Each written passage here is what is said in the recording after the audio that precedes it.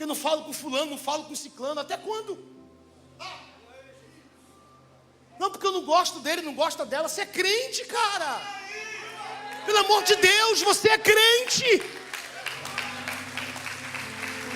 Que tipo de evangelho lá fora te alcançou? Porque aqui dentro não foi. Fica de bico com tudo, fica triste com tudo, fica de mimimi. Vai de mimimi e compra um gato. Jesus abençoe o Belo.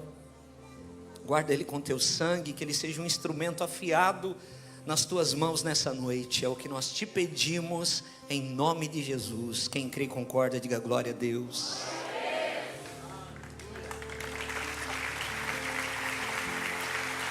Glória a Deus.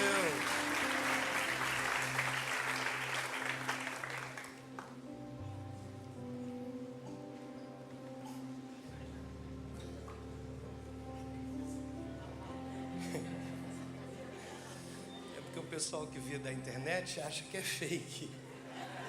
Eu achava. Falei, aquilo ali é um copo de coco. Mas o coco tirou a minha atenção. Boa noite, gente. Paz a todos. Que alegria poder retornar e lhe servir. Lhe servir com aquilo que eu tenho recebido de Deus. É sempre um prazer estar com vocês. É sempre honroso para mim servi-los. De verdade, de verdade. Pastor Fred me deu a oportunidade de sentar à mesa com ele hoje. Quase que a gente perde o tempo. Na verdade, a gente perdeu-se no tempo um pouco. Mas que momento precioso foi para o meu coração estar na mesa com vocês hoje. De verdade. Com todos ali ao redor. E a gente falando do coração. Né? Só crente saudável consegue sentar à mesa e não fazer fofoca. Eu não tenho outra coisa para falar a não ser de Jesus, ou de mim. E aí eu tive a oportunidade de estar com aquele que tem a responsabilidade de te conduzir para o céu. Eu digo que vocês são privilegiados por tê-los sempre com vocês. A gente que vem de fora não tem essa oportunidade que vocês estão tendo sempre. Valorize isso. Enquanto Samar manuseava a sua espada e defendia o campo de lentilha, não faltava lentilha para Samar comer. O pastor é assim.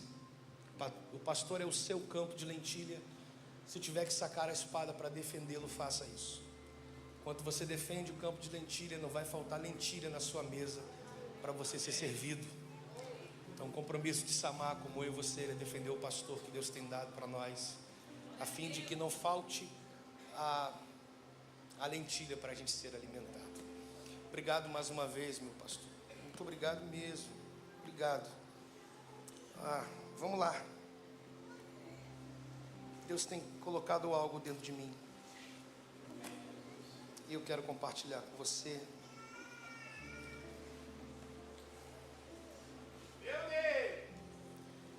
Deixa eu pegar o meu papel pad. Eu tenho voltado ao papel. Tem me feito bem. Vamos lá. Atos capítulo 27.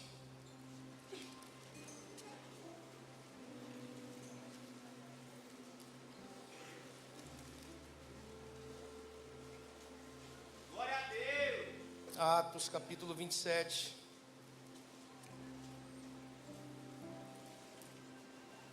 Tem um trio aqui que veio de São Paulo, capital, especificamente Guarulhos, saíram de lá 2 da manhã de ontem,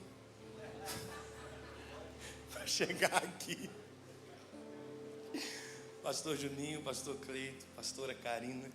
E é bom que eles são amigos, eles são obrigados a dar glória a Deus sem sentir nada, só para me ajudar, né? Estão ali, saíram ontem 15 para as 3 da manhã de Guarulhos, chegaram agora. Vamos lá, Atos 27, o versículo 16, o versículo 30, o versículo 32,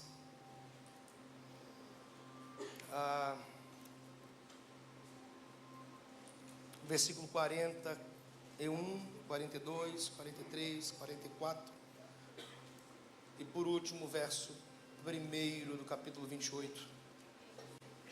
Não é meu costume ler tanto, mas vamos lá. Eu não sei se os versículos 16, o versículo 30, o versículo 32, se existe a expressão batel substitua por bote ou por barquinho, ok? Vamos lá. E correndo abaixo de uma pequena ilha chamada Cauda, apenas podemos ganhar o barquinho. Versículo 30, procurando, porém, os marinheiros fugir do navio, tendo já deitado o barquinho ao mar, como se querendo lançar as âncoras pela proa. 32, então os soldados cortaram os cabos do barquinho e o deixaram cair. Dando, porém, numa ilha, no lugar de dois mares,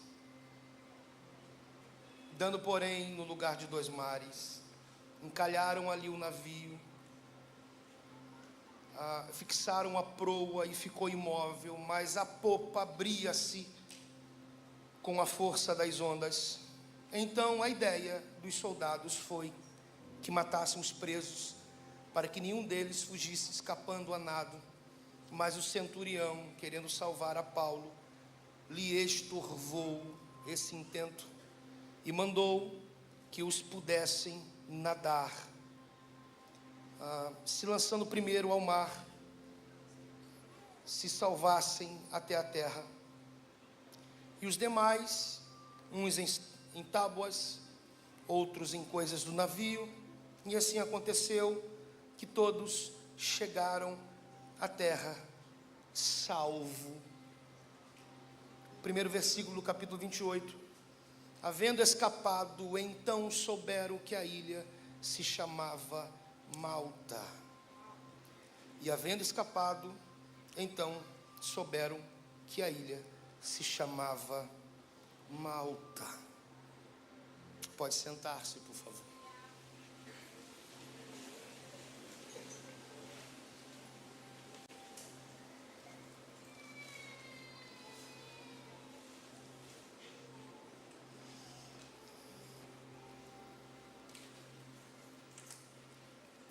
Havendo escapado, então souberam que a ilha se chamava Malta.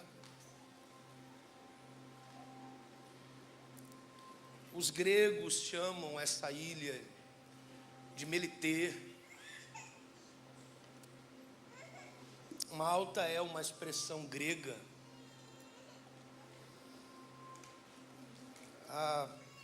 Melitê significa mel doce,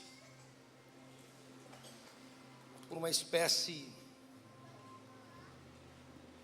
endêmica de abelha que vivia na ilha, dando um apelido popular à ilha de Terra do Mel.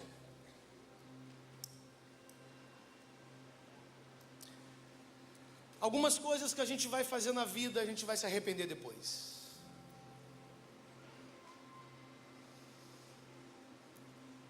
É possível que na construção do que se faça, logo em seguida, por alguma coisa que não tínhamos nenhuma ideia que possivelmente pudesse acontecer, a gente se arrependa daquilo que fizemos antes de estar vivendo o que estamos vivendo. Algumas coisas a gente faz que na verdade não fará nenhum sentido no processo que está sendo feito. A gente simplesmente fez por uma impulsão, em razão de ter feito uma leitura acerca do cenário que se está. Mas logo em seguida a mudança do cenário faz com que a gente se arrependa de ter feito o que foi feito. É muito difícil, de certa forma, você, diante daquilo que precisa ser feito, pensar num possível sentimento de arrependimento, onde a preocupação de se arrepender, uma vez que é lhe dada a oportunidade de fazer alguma coisa, pode desconfigurar uma oportunidade escondida no teu medo de estar fazendo o que de fato precisa.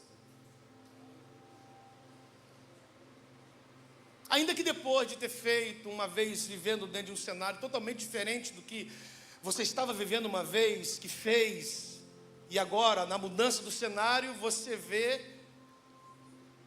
que se você tivesse feito o que você fez, é possível que você não mudasse o cenário, mas você ia ser suprido por aquilo que você não fez. Isso é uma verdade.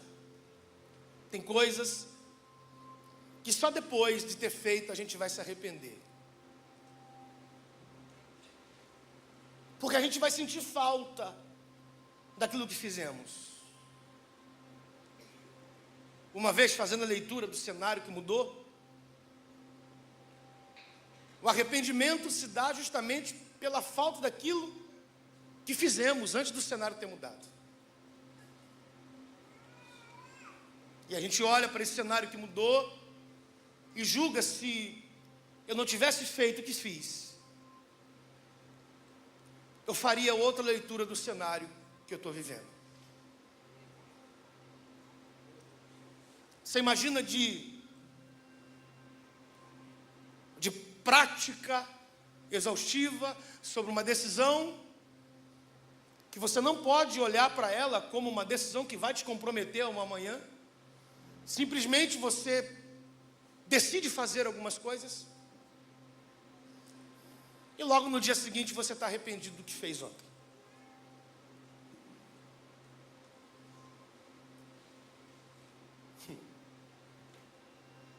Se pega no meio de uma tempestade violenta o suficiente, onde se perde o controle, por mais que haja acúmulo de experiências, se perde o controle da direção de um navio em razão da tempestade que, em sua violência, descontrola tudo.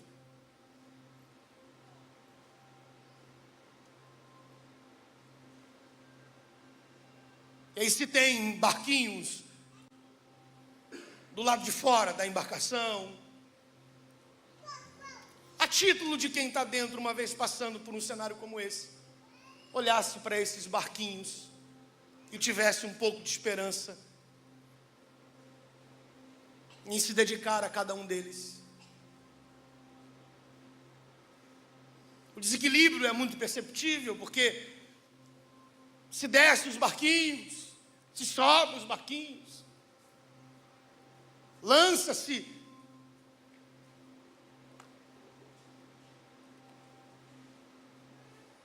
pois puxa, uma tempestade de um vento que mexe com tudo, chamado Euraquilão, onde não se tem um padrão que se estabelece uma tempestade, uma vez que eu já vivi algo parecido, não há nada parecido como isso. Então não adianta pegar o acúmulo de experiência e aplicar a fim de reverter esse quadro tempestuoso, porque é uma tempestade que eu não conheço.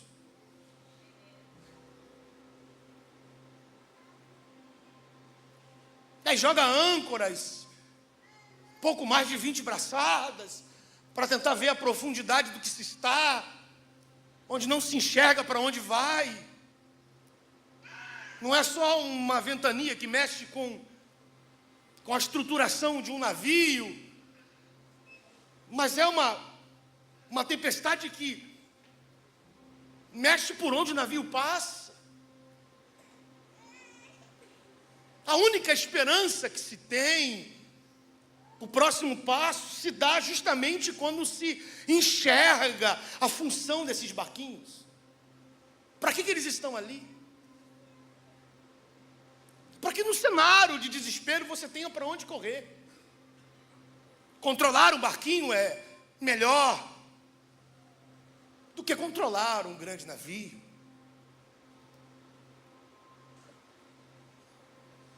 E aí puxa-se a âncora, levanta-se as velas. Você vê que é um conjunto de coisas bem aplicadas que revelam um nível de desequilíbrio que todos estão. Prisioneiros, 276 homens.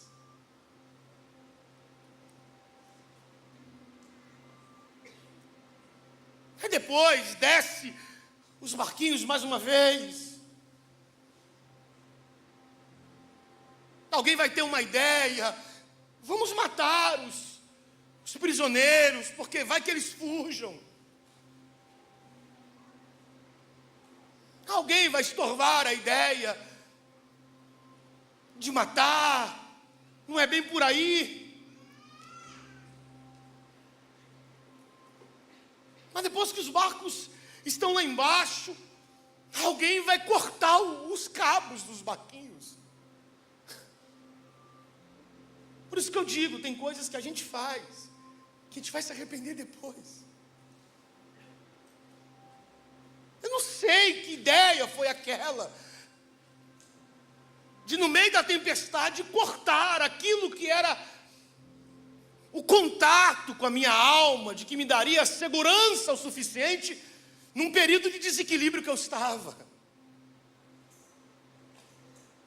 Mas corta-se os barquinhos, porque o fluxo de ideias ali é tentar tornar essa embarcação um pouco leve. E aí se desfaz também de trigos. Joga-se caixas fora. Agora corta-se os cabos dos barquinhos para ver se a embarcação fica mais leve. Mas se eles soubessem que daqui a algumas horas o cenário iria mudar, eles não cortariam.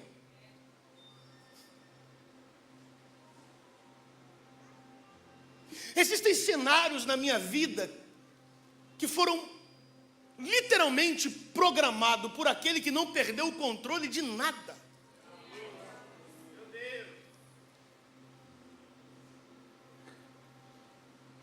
Que acaba sendo inevitável, só acontece depois que eu corto os cabos.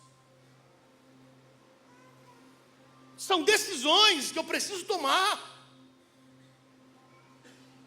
E aí não adianta tentar achar culpado nessa história. Porque para cortar os cabos desses barquinhos, todo mundo concordou, um executou, mas todo mundo concordou.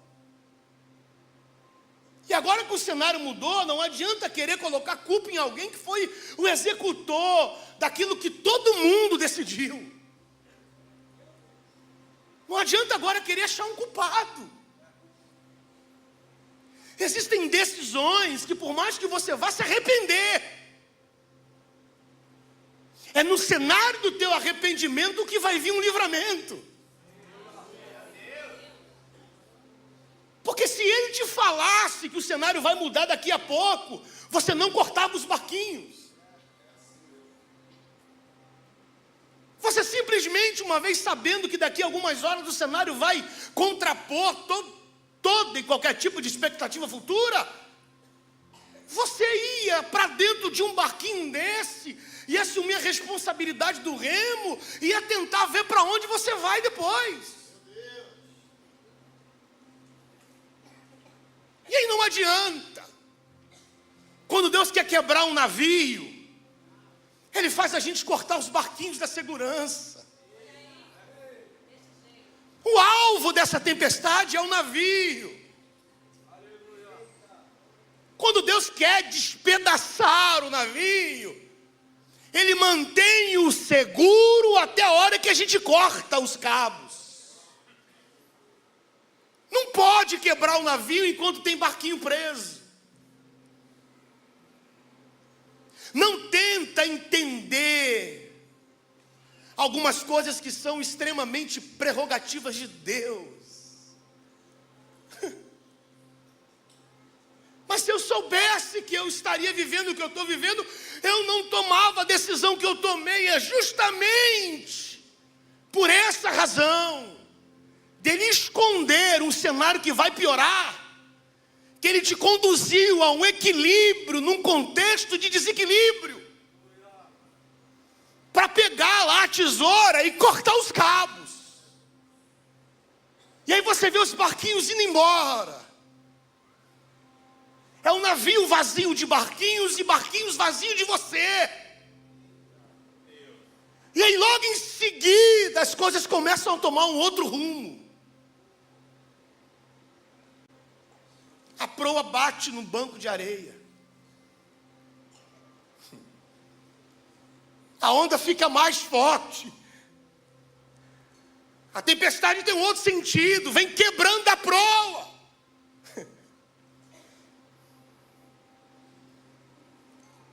Se eu não tivesse cortado os cordões dos barquinhos, quando o navio começasse a despedaçar, eu ia pular dentro de um barquinho desse, ia tocar a vida. Acredite, coisas que você se arrependeu de ter feito, você tinha que ter tomado decisão para viver o que você está vivendo. É muito difícil a gente digerir essa ideia. Porque quando você vê o navio quebrando, você logo pensa, por que eu cortei os cabos dos barquinhos? E agora não adianta a gente achar o culpado. Agora é a gente assumir a responsabilidade, porque isso foi acordado numa assembleia. Foi feita uma reunião para cortar os cordões. Não é a culpa é sua, a culpa é sua, a culpa é sua, a culpa é minha. Agora somos responsáveis. O navio começa a despedaçar. Quem sabe nadar pula. Quem não sabe se apega à madeira do navio e alguns pedaços que estão por ali. Até que eles chegam na ilha chamada Malta. Você tem certeza que se você não tivesse cortado os cabos dos barquinhos, você chegaria na terra do mel?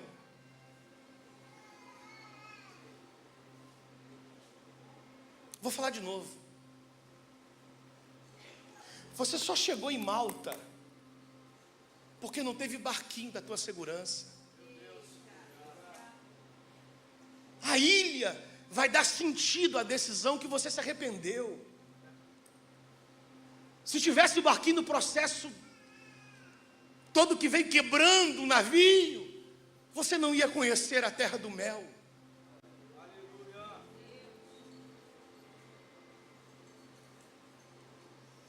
Deus trouxe você à terra do mel, não dentro de um barquinho.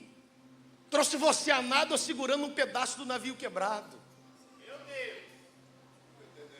Todos se salvaram, não morreu ninguém. Mas seria possível que, se houvesse barquinhos, a pancada que foi dada num navio que demorou a quebrar, por muito menos ia despedaçar o barquinho. E eu dentro. Eu só conheço Malta justamente por essa razão. É interessante que quando se chega em Malta,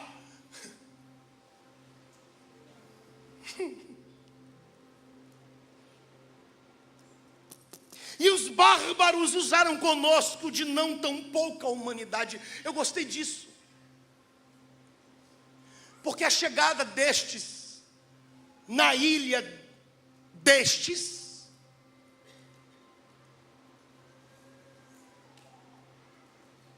são bárbaros, é indiscutível, mas a humanidade neles é muito difícil da gente aprender a lidar assim com as pessoas. São bárbaros, mas tem humanidade em prática. Ninguém é tão bárbaro que não consiga agir com tanta humanidade. O problema é que eu deixei de acreditar na humanidade do bárbaro. E aí eu tenho que ir para a ilha do bárbaro para entender o processo de humanidade dele. Tem que me sujeitar à humanidade de um que é bárbaro. Que por ser bárbaro eu me distancio. Mas foi Deus que me trouxe à ilha do bárbaro para ser tratado pela humanidade do bárbaro. Ninguém é tão bárbaro que Deus não use com tanta humanidade. E agir conosco não pouca humanidade, por quê? Porque acendendo, grita, acendendo. Fraco, diga acendendo. Uma grande fogueira. Uma grande fogueira. Acendendo uma grande fogueira. São 276 pessoas. Precisa acender uma grande fogueira. E aí, ó, conclusiva. Nos recolheram todos por causa da chuva que caía e por causa do frio. Deixa eu lhe dar algumas lições aqui do meu papel pad. Acender uma fogueira na chuva é desafiante. Você é tão humano sem lado bárbaro, mas não tem habilidade de acender uma fogueira em tempo de chuva. Eles são bárbaros, mas a humanidade bem aplicada consegue acender uma fogueira chovendo. Parece simples, para mim não é. Qual é a motivação dessa fogueira? Está chovendo e está frio. Recolhem eles para cá. Vamos acender a fogueira, para eles se secarem da chuva e se aquecer do frio. Esse é o respaldo da atividade da humanidade dos bárbaros. Secar e aquecer. Deixa eu lhe falar uma coisa. Tem gente que está indo parar na tua ilha para conhecer o seu lado humano. Tem gente indo parar na sua ilha sem nada para conhecer o seu coração humano. Você fala com brutalidade, você age com brutalidade, mas tem humanidade aí dentro. Deus está lhe dando uma oportunidade de cuidar das pessoas que Deus quebrou o seu navio para parar na tua ilha. É difícil acender, manter, acender. Está chovendo. Fala a verdade, você consegue, por tão bom churrasqueiro que você é, acender uma churrasqueira chovendo? Debaixo da chuva? Não tem como. Mas a aplicação da humanidade tratando de tratar o outro pela motivação é o que faz a chama acender. A motivação do coração, quando a humanidade é bem aplicada, não tem chuva que apague o fogo dessa fogueira. Porque eu não estou acendendo um fogo para a minha ilha, eu estou acendendo um fogo para você que chegou nela. Já basta você me ver como bárbaro. Pelo menos me permita, na minha humanidade, tentar ajudar você de alguma forma. Cuidado para você não morrer molhado, de resfriado. num cenário de tratamento por causa do teu orgulho. Deus está te dando uma oportunidade de ser tratado por alguém que você sempre quis distância. Ele é bruto, mas é humano. Ignorante, mas é humano. Chuta tudo, bronca com tudo, mas é humano. Fala pelo cotovelo, mas é humano. Que tipo de humano eu sou quando eu tiro a humanidade de um bárbaro por simplesmente dar volume ao lado bárbaro? Eu perco a minha humanidade de submissão. Tão pior do que ele, pelo meu julgamento, é eu que não me submeto à humanidade que ele está aplicando em mim. Só que entenda uma coisa: não existe nada que eu queira te ensinar que se dê apenas por palavras. A maior escala da vida é aquilo que eu pratico e não aquilo que eu falo. Alguém vai aprender com um bárbaro na humanidade.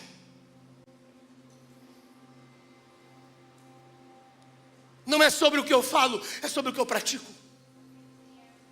Me ouça menos e me observe mais. Tampe os seus ouvidos para o meu sermão e abra o seu coração para a vida que eu pratico todo dia. Eu sei que você tem o conceito de bárbaro, mas me avalie a partir do momento que eu estou praticando coisa que não tem nada a ver com o meu lado bárbaro, que você está sempre se distanciando. Olha o que o texto vai dizer. E havendo Paulo, diga Paulo, ajuntado uma quantidade de vide. É muito difícil, mas é preciso dizer. O compromisso dos bárbaros é de acender a fogueira.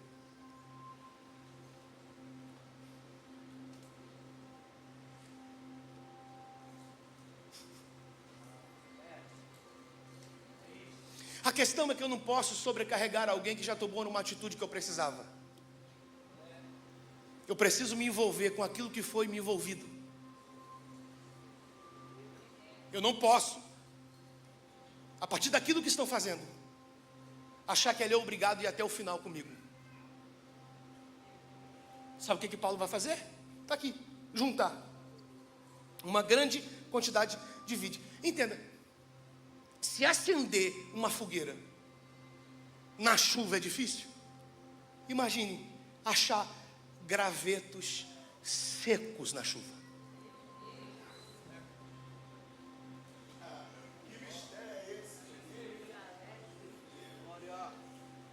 Vai ser muito difícil, vai ser muito difícil. Eu não estou falando isso como jargão, é difícil. Meu Deus.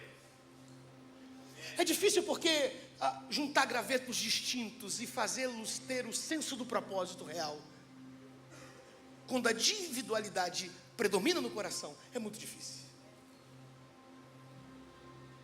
Quando ele julga pelo fato da mão de Paulo ter pego ele no canto que ele estava e trazer ele para perto de um graveto que ele nunca viu, e dar sentido à sequidão dele, mostrando para ele o caminho do propósito.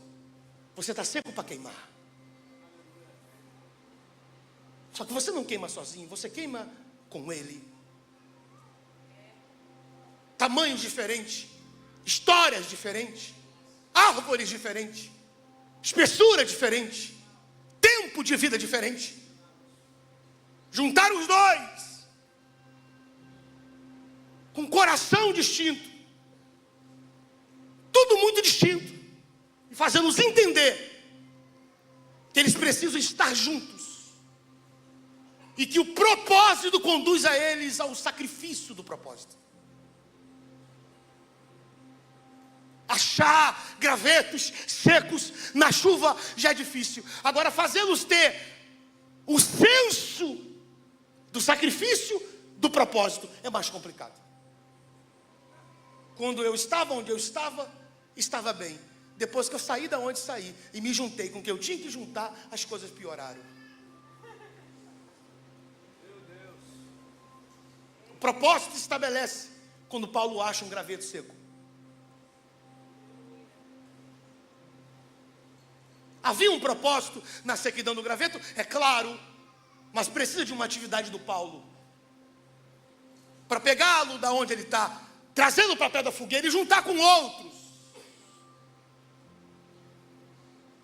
O compromisso dos bárbaros é acender, e o compromisso da nova geração é manter.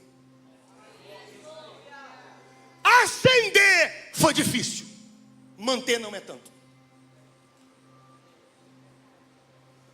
A dificuldade dessa geração de Paulo é fazer esses gravetos da sua individualidade, entender o propósito da unidade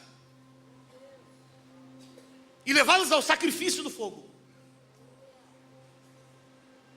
Enquanto esses gravetos não se juntam ou já entenderam o propósito e não querem se sacrificar, eu julgo que essa fogueira, que um dia os bárbaros que nos antecederam acenderam, o fogo está diminuindo.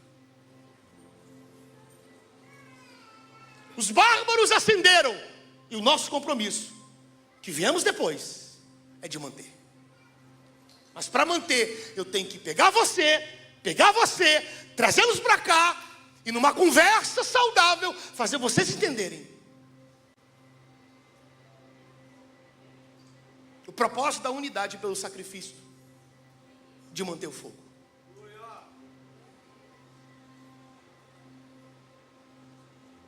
É difícil achar esses gravetos secos. É um grande desafio. Juntar gravetos nunca será fácil. É fazê-los entender a importância de estarem juntos. Só faz sentido para mim quando eu estou perto de você. Só faz sentido para nós quando nós estamos perto do outro. Só faz sentido de todos nós quando todos nós estamos mais perto de outros tantos. É no nosso ajuntamento pelo um propósito que se revela o quanto nós precisamos nos sacrificar por essa chama. Está chovendo e está frio. A gente precisa manter a chama acesa. Ainda que para isso você pegue na minha mão e eu pegue na sua e a gente se lance no fogo. Uns como Paulo acham o graveto seco, e outros como o graveto seco se submete à mão de Paulo.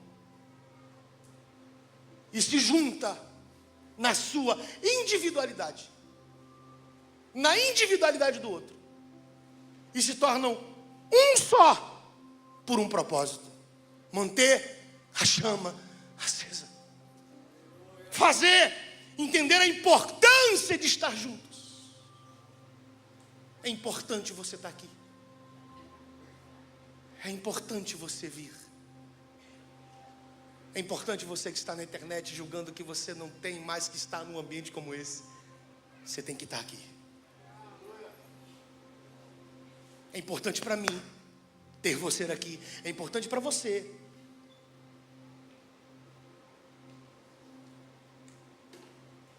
Agora aguarda uma coisa. Quem está disposto a juntar gravetos pelo propósito de manter essa fogueira acesa, inevitavelmente fica na rota da víbora. Glória a Deus.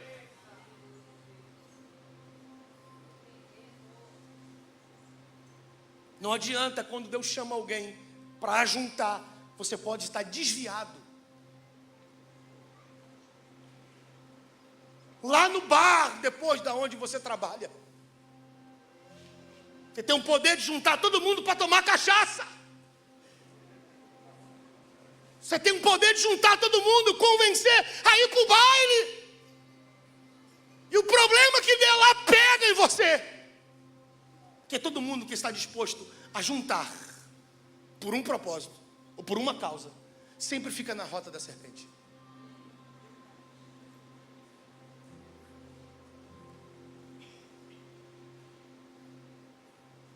Quando Paulo junta e coloca os gravetos no fogo, Entenda que Paulo, pode ser que não tivesse tanto, mas suponhamos que tivesse tanta experiência, não conseguiu fazer distinção o que era graveto do que era víbora. Porque ela está tanto tempo do lado de um graveto seco que ela se parece. Agora guarda uma coisa no seu coração: a permanência da serpente do lado desse graveto se dá pela ausência do fogo sobre ele. Ela não suporta o fogo, mas se submete ao aquecer do seco do graveto. Há quanto tempo aquela víbora estava ali? Não sei. Quanto menos fogo, mais permanência dela. Quanto mais fogo, mais manifestação dela.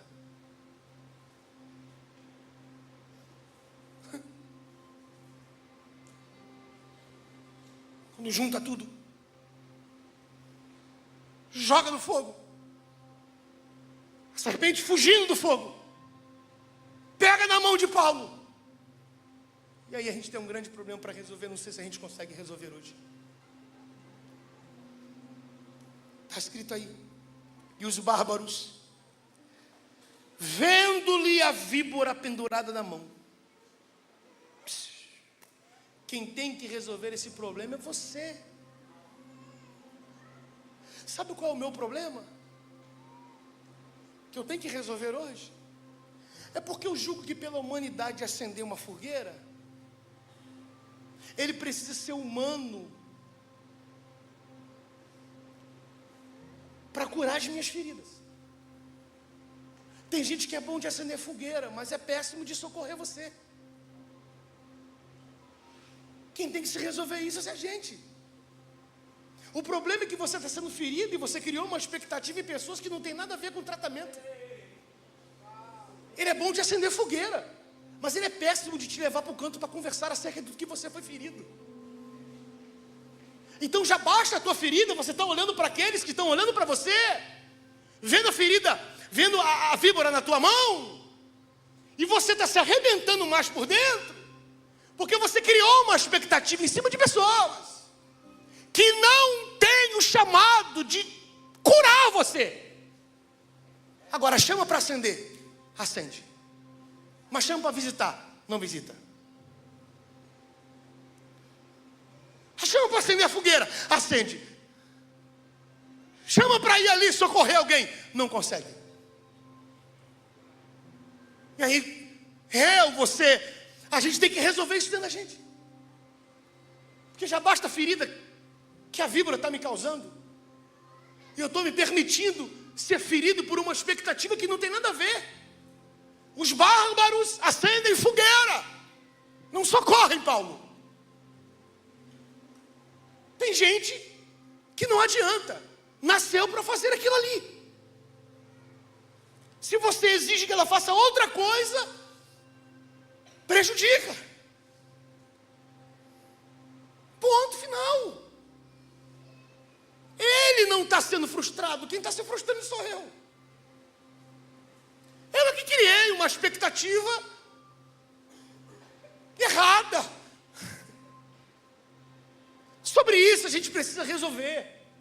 Tem gente que é bom para acender fogueira, mas para socorrer você não é. Leva isso para a vida. O problema está aqui. E vendo-lhe a víbora pendurada na mão, dizia uns aos outros: certamente esse homem é homicida. Pô, pera lá. Eu até tolero que você não me socorreu, porque você é bom em acender fogueira. Agora é difícil lidar com você que não me socorre, porque não é o teu ministério, e eu me sujeito ao teu ministério, que é acender fogueira, e me vê sendo atacado do jeito que eu estou, e fica pelos cantos falando mal de mim. E aí você está desconstruindo dentro de mim um respeito acerca do teu ministério, que é acender. Olha aí. E eu me tratei acerca de ser socorrido por você. Já que você não quis me socorrer, ok. mas não cria história sobre o meu ataque. Está aqui, e dizia, uns aos outros, coisa feia. Você já não ajuda, e cria história sobre alguém que está precisando de socorro.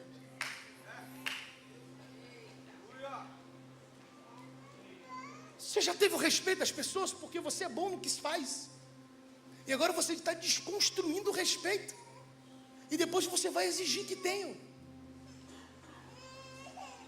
Já que você se isenta de ajudar porque você não entende sobre socorrer alguém, então cabe você se limitar apenas em acender a fogueira, não ficar por aí criando uma história daquilo que você acha que é. Não é pra gente não, é pro povo da internet. É uma vacina para quem não veio. Entende ou não? Já não me ajudou, ainda fica pelo canto de conversinha fiada acerca de mim. Não, porque esse homem é homicida, visto como escapando do mar, a justiça não o deixa viver. Pô, que história é essa que você está criando de mim?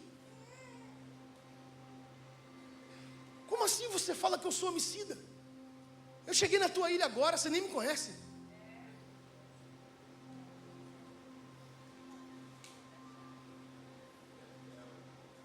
Quando você exerce o ministério da humanidade, você está dando uma oportunidade de se adaptar à sua humanidade para mudar teu caráter.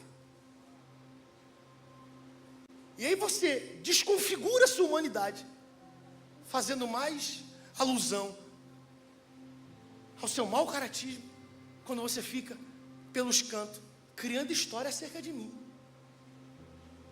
Porque eu estou sendo atacado simplesmente pelo fato de eu ter juntado o graveto para manter a fogueira que você acendeu acesa.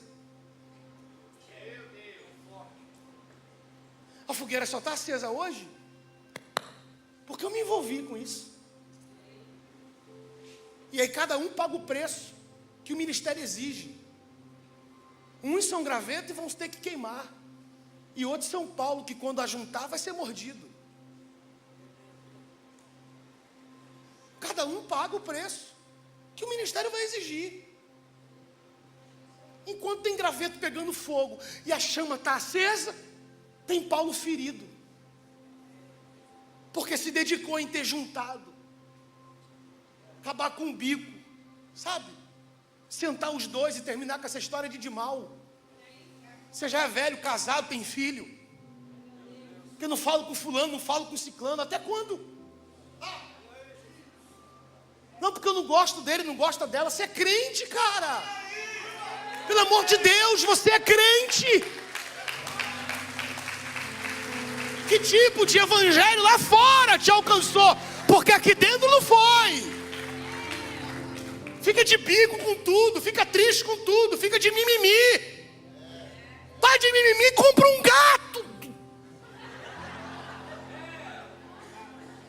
Vou vender gato na igreja. Vou vender gato e cadeira. Que tem gente que fica de mimimi por causa de cadeira, outro por causa de outras coisas. Então eu vou te dar gato, vou te dar cadeira. Todo mundo suando a camisa para investir no teu coração. E você, homem barbado, mulher já velha, com crisezinha com crente.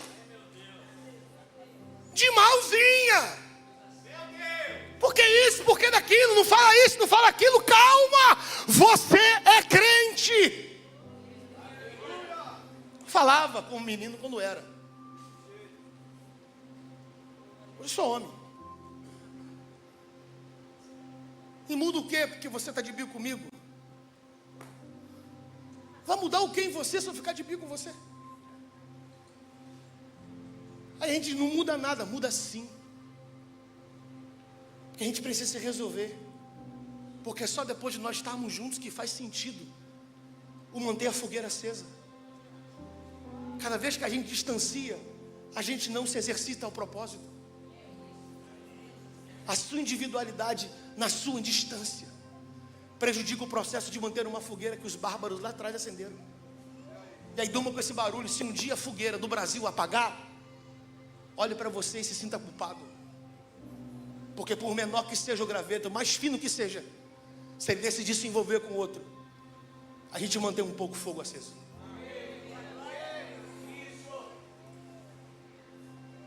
Você é homicida, visto como escapando do mar, a justiça não o deixará viver.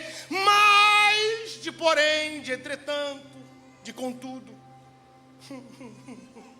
sacudindo ele a víbora no fogo, não padeceu mal nenhum. Deixa eu lhe falar uma coisa, por mais que você não goste, eu preciso te dizer. A víbora só ataca quem um dia foi preparado pela vida.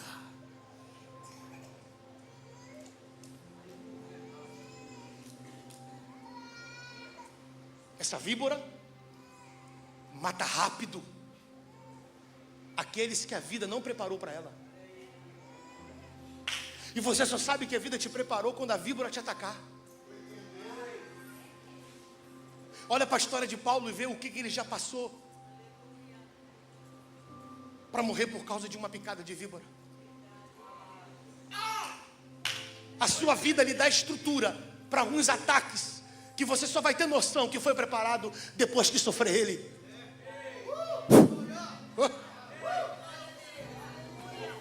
Não, eu estou preparado, pode vir que eu estou. Tá não. Você só sabe que está preparado depois que sofreu o ataque dela.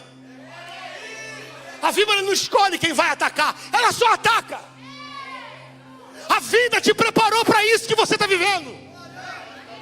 Ah, por que não estão me socorrendo? A vida te preparou para você viver o que está vivendo. Ninguém me telefonou, a vida te preparou para você viver o que está vivendo. Ninguém foi na minha casa fazer uma visita, a vida te preparou para você viver o que está vivendo. Ninguém ligou para o pastor mandar uma mensagem para mim. A vida te preparou para você viver o que está vivendo.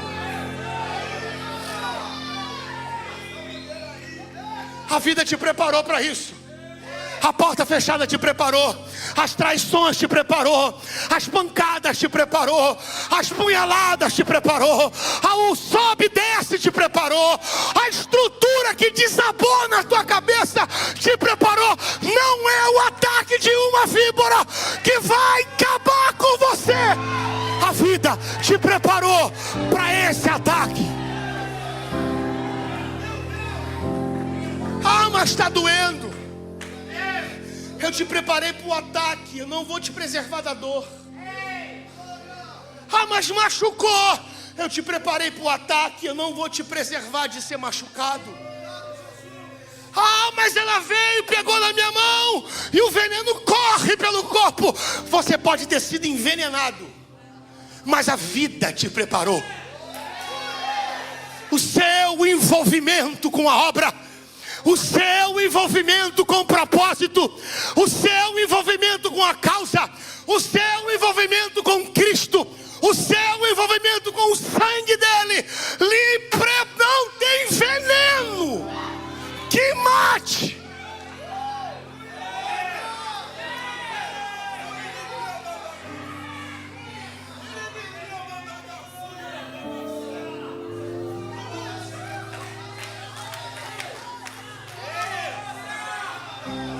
Levante a tua mão. Jesus, o que é isso? Ah, me atacou, eu vou embora. Não vai não. Eu vou jogar tudo pro alto. Não vai não. Eu vou desistir de tudo. Não vai não. Você já passou por coisa pior para se entregar agora. Você já passou por situações mais escuras para você se entregar agora. Você já passou por frios tão piores para você se entregar agora. Se o navio quebrado não te matou, não é uma víbora que vai acabar com você.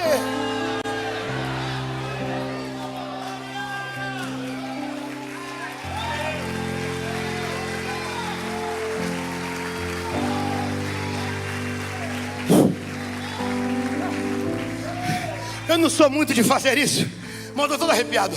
Segura na mão do seu irmão, segura na mão, levanta ele, levanta a mão dele, sacode, mas sacode com vontade. Ah, ele vai ficar irritadinho, sacode com vontade e diga: a vida já te preparou, levanta a cabeça. A vida já te preparou, levanta a cabeça. A vida já te preparou, levanta a cabeça.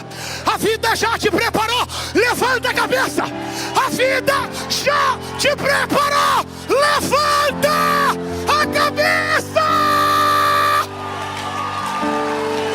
Sacode, joga no fogo. Oramara bashura bahaya. Oh, oh, oh. Jesus, que é isso? Ele Jesus, que é isso? Raya tarakalabura bashura bahaya. Oh, oh, Jesus.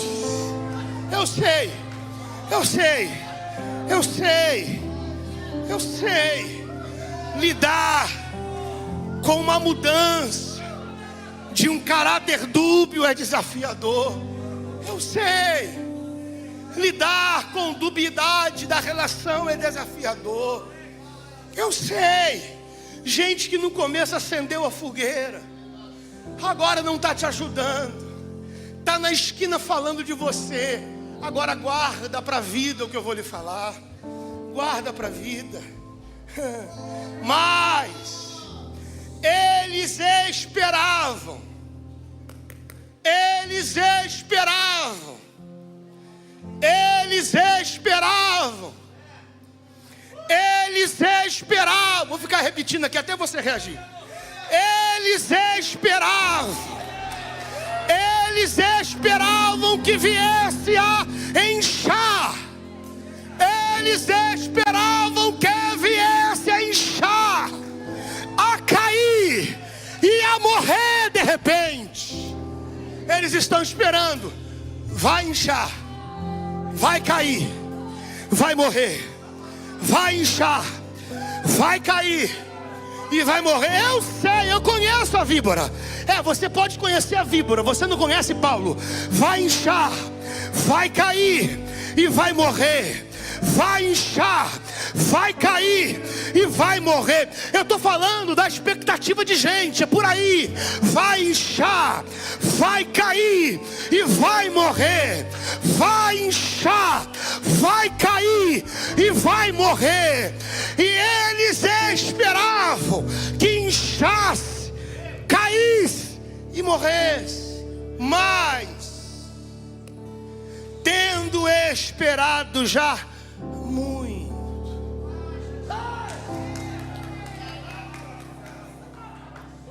vendo que nenhum mal lhe sobrevinha. Que loucura é essa que está aqui? Eu não sei se está na sua versão, porque na minha está assim: mudando de parecer. A palavra mudança aqui se aplica a metanoia.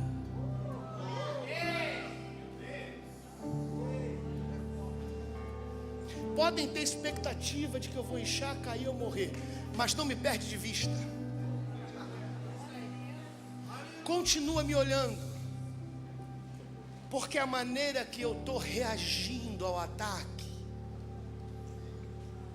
é suficientemente bastante para acreditar que é possível mudar a cabeça dos bárbaros. O seu testemunho causa metanoia nos bárbaros. Tem gente esperando que você vá para cima, você não vai. Tem gente esperando que você pague na mesma moeda, você não vai pagar. A sua postura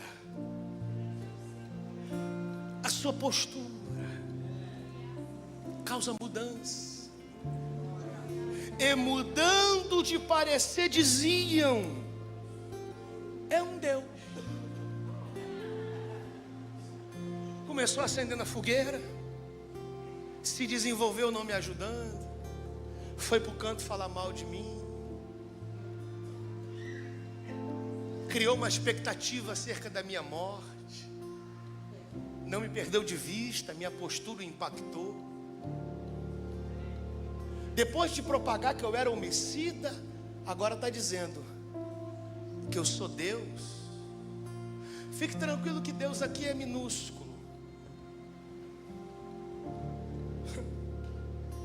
E aí a história muda em Malta. É um Deus.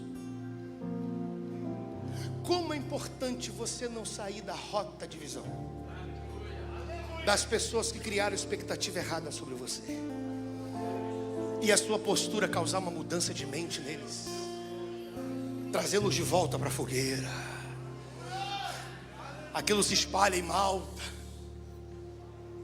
Públio é um governador de Malta, é um político de Malta. Manda chamar Paulo. Quando Paulo chega na casa de Públio, o pai dele está enfermo, febre e disenteria. Estudiosos vão dizer que o pai de Públio já está assim há mais de 4 meses. Como pode ter alguém tão enfermo numa terra do mel? Se tem uma coisa que não muda as feridas da alma, é o mel que a terra me oferece. Mel não cura ninguém, só o exercício do propósito alcança a alma. Quando o Públio fala do pai, se você entender, amém. Se não entender, amém também. Paulo vai estender as mãos.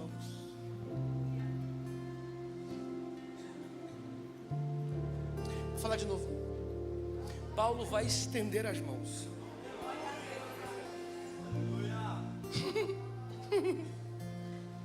Não. Eu sei que você está com seus conflitos aí. Você está se perguntando quando que Deus vai resolver as minhas feridas, que foram causadas por eu exercitar o propósito. Quando você entender que curar os outros é independente de eu curar você. O outro vai me conhecer por você. Você já me conhece tempo suficiente para parar de ficar me questionando do jeito que você anda. Mas não há congruência sobre uma mão que está ferida e está curando alguém. E aí, em razão das suas feridas causadas aqui dentro, você está se isentando de exercitar o propósito que já foi estabelecido. Na medida que você cura alguém através de mim, eu trato de você. Isso aqui não é um jogo, isso aqui é reino. Você não está jogando com Deus. É assim que funciona. Quem me conhece, mesmo ferido, eu uso para fechar a ferida de tanta gente, e a sua continua aberta. Sobre a tua ferida a gente conversa depois. Você precisa entender qual é a razão de eu ter trago você para essa ilha. Qual a razão de você estar pisando nessa terra? Eu quebrei um navio para você chegar aqui. Eu despedacei a prisão que era o teu navio para você chegar aqui, para você fazer biquinho comigo. Eu arrebentei a tua empresa para te trazer.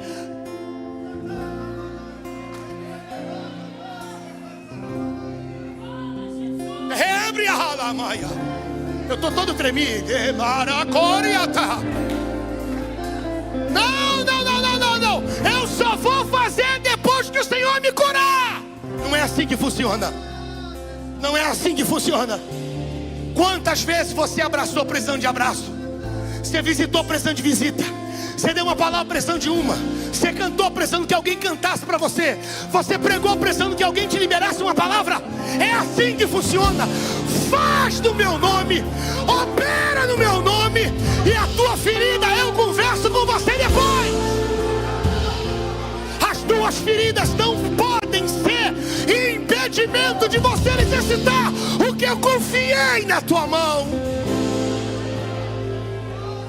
E Paulo, estendendo a mão, curou O pai de Públio, ele ainda está ferido, mas o pai de Públio está sarado. Aquilo se espalha na ilha e você vai ver a conclusão. Saiu gente doente de onde ninguém esperava. Como que pode a terra do mel não ter trago uma vida doce para ninguém? Não é o quanto de mel eu te dou que faz você ficar bem, é o quanto do ministério que eu exerço. Eu já subi nesse altar com meu filho morto e tendo que pregar vida. Eu já subi nesse altar com a minha esposa internada e eu já dizendo que Deus vai entrar na clínica. Eu já subi nesse altar perdendo tudo e dizendo para a igreja: Deus é fiel para te restituir. Eu já pisei no altar com dores e perdas, dizendo que Deus é fiel das minhas coisas. Deus cuida das coisas dele. Eu cuido. Pode confiar em mim, Jesus. Sobre restituir a tua empresa, depois eu converso. Sobre trazer as coisas que você perdeu de volta, depois eu converso. Sobre botar você atrás de uma porta que eu vou abrir, depois eu converso. Sobre a promoção do emprego, depois eu converso. Agora o papo é: está disposto?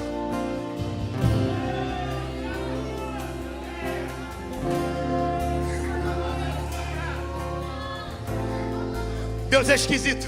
E eu termino. Vem. Deus é esquisito. Enquanto Paulo está aqui curando as pessoas, eu vou ficar repetindo. Enquanto Paulo está aqui na ilha curando as pessoas, no mesmo lugar que o navio dele quebrou, tem um navio encostando de Alexandria.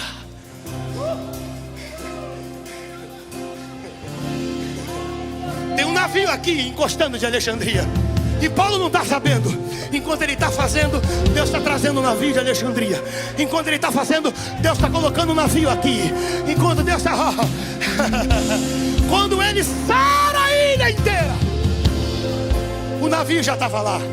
É um navio pagão, mas Deus quer usar. Sabe para onde esse navio vai? Para Roma. Sabe qual era o sonho de Paulo? Ir para Roma. Sabe o que ele recebe em Roma? Uma casa própria. Sabe o que ele vai receber depois da casa própria? Ele vai receber a visita de amigos. Deixa eu te falar uma coisa: só tem uma maneira de você pisar aonde você quer. É você se dedicando na terra que Deus te botou para fazer o que Ele determinou. A tempestade e o vento forte não vão poupar a minha fé em ti, meu Deus. A tempestade e o vento forte não vão poupar a minha fé em ti, meu Deus. A tempestade e o vento forte não vão roubar a minha fé em ti, meu Deus. Eu me lembro como se fosse hoje. Em 2007 a gente tinha acabado de perder o nosso filho. Aquilo espalhou no estado do Rio de Janeiro. O ciclo de oração ia todo lá em casa para orar. E eu presenciando a minha esposa, recebendo as pessoas que estavam vindo orar por nós, olhando para elas e entregando uma profecia, e orando por elas. Depois que a nossa casa ficou vazia, eu disse a ela: minha filha, é a nossa vez de receber. Quem está precisando somos nós. Você já tomou 34 mil miligramas de antibiótico. Tudo está desmoronando na nossa cabeça. Ela me segurou com tanta delicadeza no rosto e disse: meu filho, Deus nos chamou para isso. Está doendo demais. Eu não sei quantos dias eu tenho de vida. Eu assinei um laudo que ela tinha 26 dias de vida. Faltava 16 para ela morrer. Todo mundo que ia lá em casa entregar uma palavra saía com esperança. Eu sei que você foi ferido.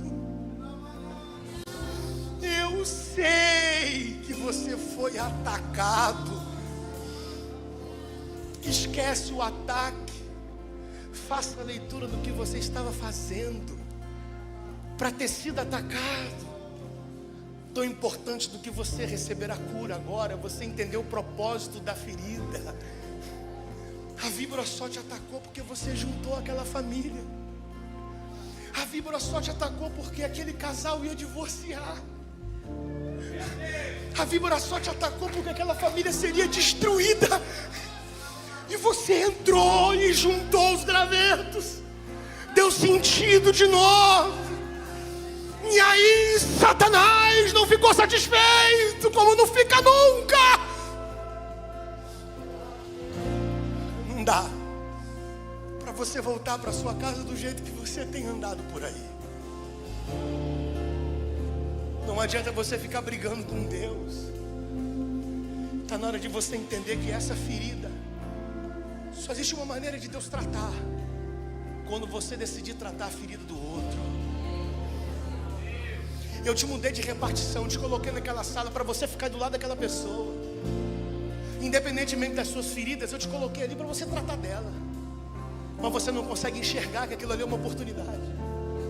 Você já foi alvo dela ter te contado as feridas e você fez pouco caso. Desde você discute comigo dizendo: por que Deus não me cura e ainda me bota do lado de alguém que está ferido como eu? Eu não te coloquei onde eu te coloquei para um ficar lambendo a ferida do outro. Eu te coloquei onde eu te coloquei para justamente quem está ferido, que não me conhece o suficiente, ser tratado por você que está ferido e que me conhece na profundidade. Eu já te livrei de tantas coisas. Você acha que essa ferida eu não vou cuidar? Só que a ilha está assim de gente ferida, e você só embarca no navio que está chegando depois que você completar a obra. Eu não quebrei o primeiro navio para te colocar onde você está, para viver assim. Se você ficar insistindo muito, eu vou quebrar o navio que está chegando. E você vai ser morador dessa ilha. Enquanto você não cumprir o propósito, eu não te tiro daí. Se eu fosse você, corria para o altar e renovava a tua aliança. Se eu estivesse no seu lugar, eu corria para o altar e renovava a aliança. Eu vou repetir: se eu estivesse no teu lugar, eu corria para o altar e renovava a aliança. Renova a sua aliança. O quanto antes, renova a sua aliança. O mais rápido possível, renove a sua aliança. Para de discutir com Deus. Para de brincar com Deus.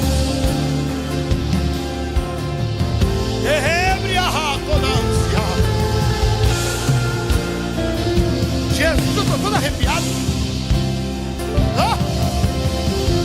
Quem é de intercessão, interceda. Quem é de guerra, entra.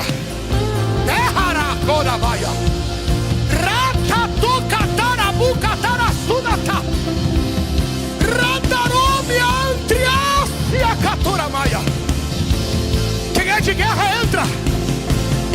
Solta a tua voz e ora. Bota tudo para fora. Joga tudo no altar. Jesus renova a aliança com você hoje aqui.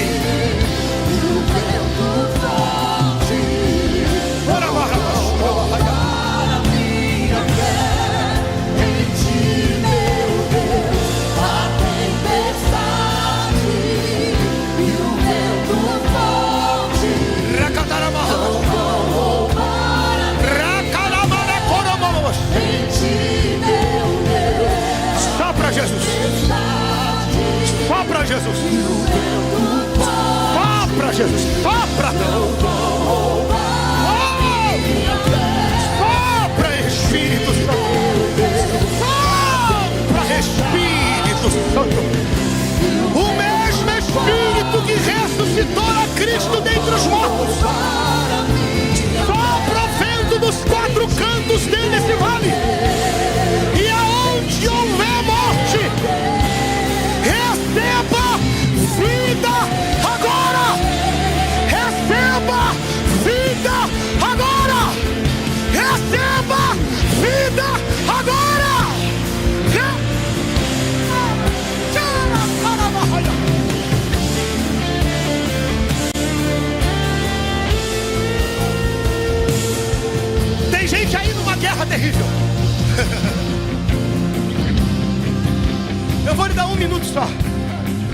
minuto só. 1 minuto.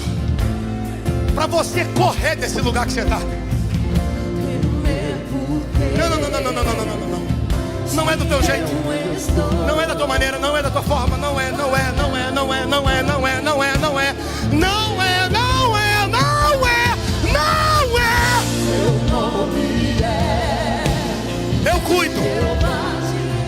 Eu cuido de você. Eu cuido de você.